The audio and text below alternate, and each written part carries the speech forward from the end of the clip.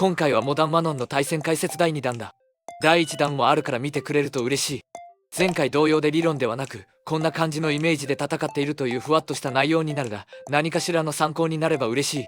では始めていこう。まずはタイクラシック流だ。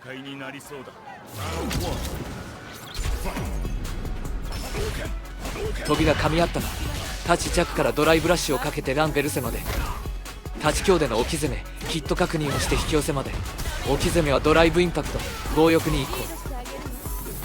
波動拳に対してジャンプ攻撃が噛み合ったあたりから対の選択肢について解説しよう。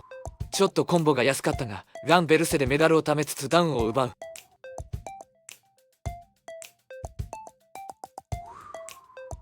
置き攻めのタチ強はヒット確認こそ必要だが、とりあえずこれと言えるほど便利な選択肢だ。ランベルセの後は距離が離れることもあり、置き攻めが少々難しい。しかしタチ強なら攻撃範囲が広い上にヒット時に相手をこちらに引き寄せられる便利な通常技だ。攻撃範囲の広さから後ろ歩きや後方受け身にも対応できる。置き攻めに困っていたらとりあえずで良いのでタチ強を使ってみることをおすすめする。ランベルセの後に少し歩く必要がある。この歩き幅の感覚はゆっくりでいいので覚えていってほしい。タチ強を警戒してくれる相手にはそのまま歩いていって駒投げを決める選択肢が取れる。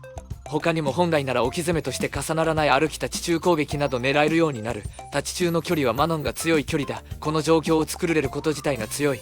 またそもそもタチ強の置き攻め自体が起き上がりに不用意に動くなよという意味を持たせられることができる。ヒット確認が難しい段階でも積極的に狙っていってほしい。まずはこの絵に慣れないとヒット確認は難しいからな。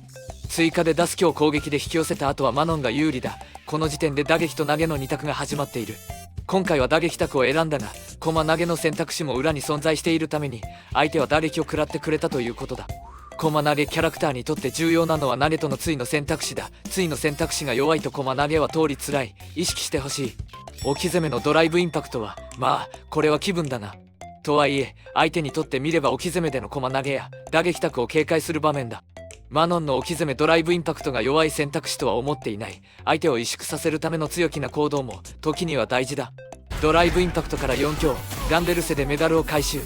マノンにとっては理想的。置き攻めのタチ強はガードされ、しゃがみ中継からドライブラッシュで切り返されたな。竜の電人元気中に派手に動くのは難しい。窮屈な読み合いになる。暴れ潰しのタチ大パンチ、竜のタチ着の後にタチ中、ドライブラッシュからの切り返し。通常技はガードされたら基本的には攻撃した側が不利だ。しゃがみ中継で切り返されたあたりから少し振り返ってみよう。タチ強での置き攻めがガードされた後に強欲にも歩いたがしゃがみ中継で止められてしまった。道義キャラのしゃがみ中継はマノンの課題の一つでもあるな。大速投で距離を取られた後に電人元気のチャージ。電人波動拳は見てからの対処は難しい。使ってもらうのを待つのが安牌だな。しかし牽制の電人波動拳を食らってしまい状況は仕切り直しに。再びの電人元気、これはもう止めようがないため仕方ない。空対空で競り負けた後のタチ大パンチ、電人波衝撃。暴れていたら画面端コースな場面だった。しかし電人波衝撃の後は竜が有利。まだ動けない。相手は暴れ潰しのタチ弱パンチを選択。その後のタチ大パンチで攻めを継続しようとしたところをタチ中で割り込む形になった。タチ弱パンチからオーバードライブ波動拳などを入れ込まれていたら負けていた選択肢だ。通常技で攻めを継続してくることを一点読みした形だ。タチ中にドライブラッシュを入れ込みそのままランベルセまでのコンボを選択。今回はコンボを完走する選択肢を取った。しかしランベルセに行く途中までに通常攻撃から駒投げを狙うこともある。補正切りというやつだな。こういった強欲な選択肢も視野に入るのだ。駒投げキャラクターの恐ろしさでもある。露骨な補正切りによって相手に嫌われることを恐れては駒投げキャラは使えない。強欲さこそ最大の武器であり相手に与えるプレッシャーになるのを忘れてはいけない。置き攻めのタチ中、チャンスを逃さずバーンアウト上等で攻め込む。しかしウェイで帽子の4中、中はガードされた。読み負けたな。バーンアウトしたがモダンなので切り返しには困らない。恐れるな。このインパクトに SAH を合わせられるのが理想なんだがなかなか難しい。盛り返されてきたがドライブレイジが帰ってくる。ここからだ。最後はデカジェをぶっ放してフィニッシュ。こういうこともやらないとな。少し振り返ってみよう。置き攻めた地中からのドライブラッシュコンボ、バーアウトしてまでやることかと言われると返答に困るな。個人的にはありだと思っている。あと1回読み勝てばラウンドを取れる状況だったからな。しかし相手はしっかりとガードを固めていた。読み負けた形だがこれは駒投げを恐れずにガードをした相手を褒めるしかないな。4中手はガードされると反撃確定だが大人目はなく、相手はドライブインパクトで切り返してきた。ラインを押し戻されたがまだこちらが有利。この場面はワンボタンの対空があるモダンの強さが生きる場面だ。こちらがバーアウトしているので U はドライブインパクトで押してくる。 SA で反応したかったのが本音だ。俺もまだまだだ。飛びを通して位置を入れ替えられたら負けが見えるため対空を取れる位置取りが大事だ。しかし龍も安易には飛んでこない。これは龍の胆力を褒めるしかない。こちらも後ろに下がるわけにはいかないので少しずつ前に歩いて押し返す。このインパクトには SA を合わせていたのだが入力ミスで立ち強がカウンターしているが下手くそでごめんなさい。我慢合戦で先に折れたのはこちら。ジャンプで強襲を仕掛けるがドライブインパクトで返される。 SA を入れたかったのが本音だ。本当にまだまだだ。ドライブラッシュからの投げを許し有利状況は一転してピンチになった。我慢合戦は向こうの勝ちだ。しかし U は置き攻めを選ばずに様子見。それを見た俺はデカジによる強襲を選択。我慢をした最後にぶっ放しとは弁明のしょうがないがこれも格闘ゲームだ。そもそもバーアウトをするなという話ではあったからな。反省点の多い試合だった。モダンの良さを出せなかった。勝てたから良かったもののまだまだ精進が必要だ。しかしメダルレベルは4と非常に良い状況だ。このまま相手をぶっ壊していきたいな。相手のジャンプは全く見てなかったな。ごめんなさい。前歩きに立ち大パンチを合わせられてドライブラッシュコンボまでゲージを早めに回す判断は素晴らしいな。減るな。相変わらずいい火力だな U は。せっかくコンボを決めたのに相手は消極的だが勢いで畳みかける場面だと思うが来ないのならこちらから行こう。さあメダルレベルは5だ。パリーうまい。いいね。激しく位置が入れ替わる。しかし焦る必要はない。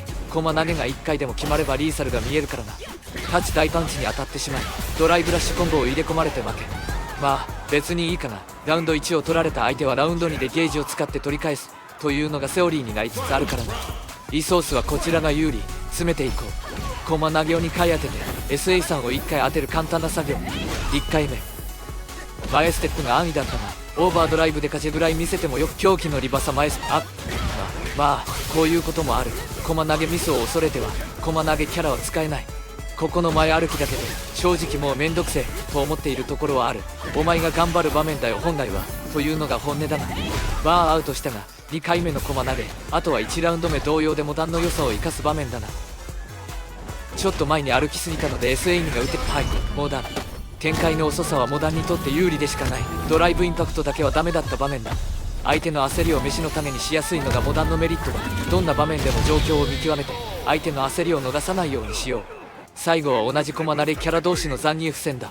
この組み合わせはお互いにやりたいことが同じだ。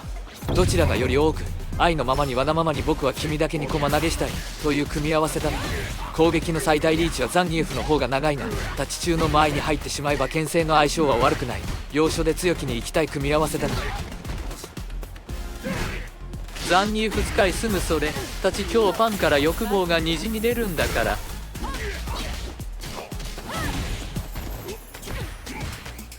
ドライブラッシュコンボで終わってた気がする。まあお互い1回ずつ避けたってことで。タッチ中の間合いはマノンの間合いだ。恐れてはいけない。どうしよう。あんまり解説することないな。一応攻防について説明しよう。ザンニエフの開幕の前ステップ強気だな。嫌いじゃないぞ。ザンニエフの小技の立ち弱パンチをガードした後タッチ中で切り返す。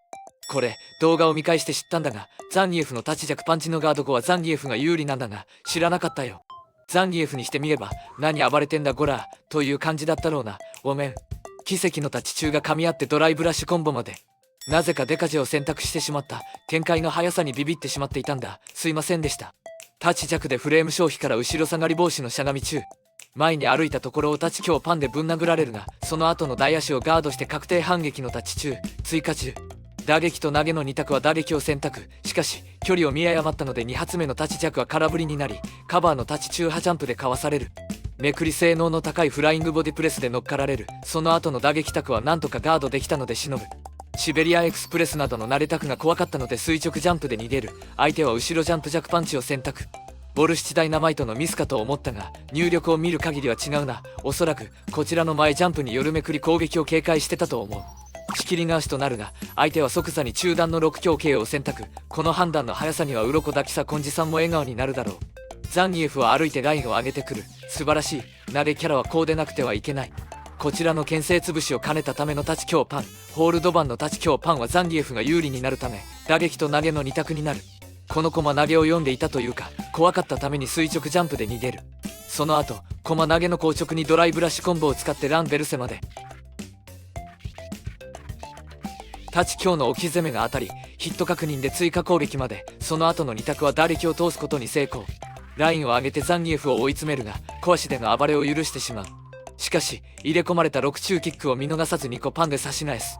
だが、コンボが安すぎた。ドライブラッシュコンボに行ければ勝っていた。置き攻めの強欲駒投げはしっかり飛ばれた。そりゃそうだよね。メダルレベルを試させるわけにはいかないよね。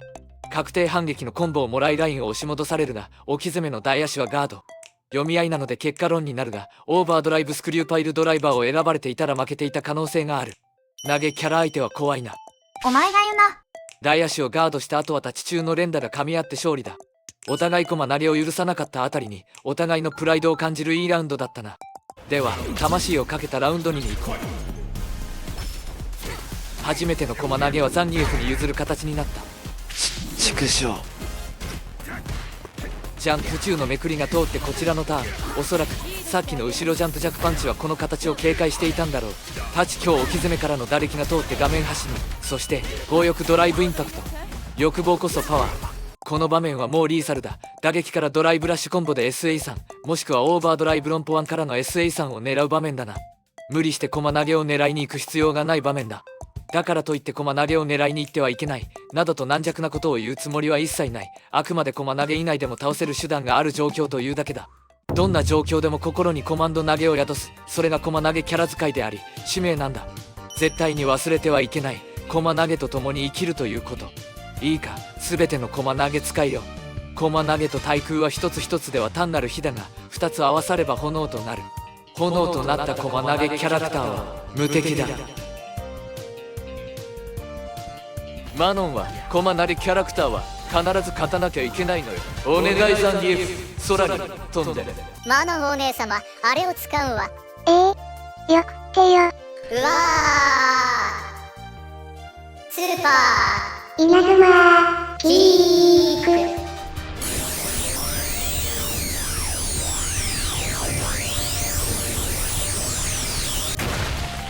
炎となった駒投げキャラクターをただのキャラクターだと思わないでよ。カプコンの開発の心がこもってるんだから。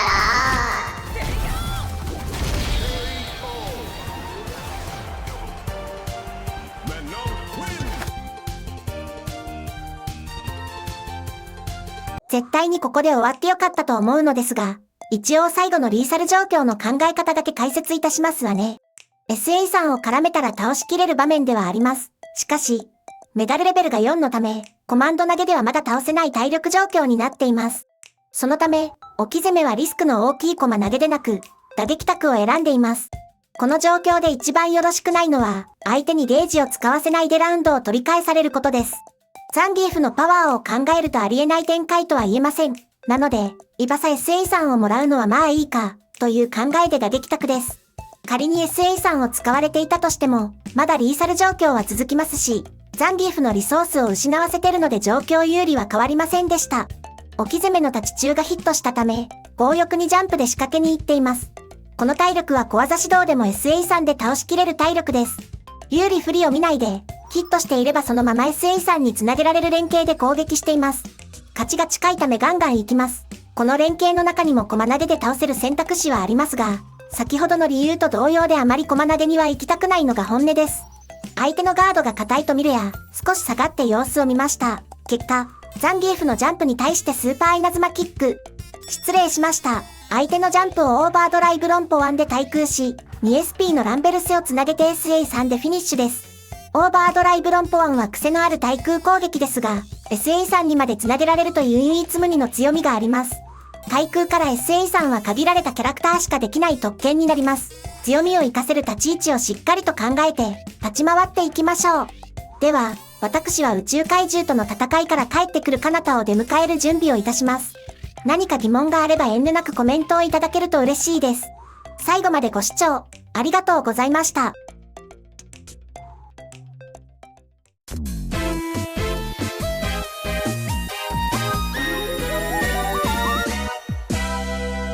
それほどでもないゲーマーチャンネルなんだから。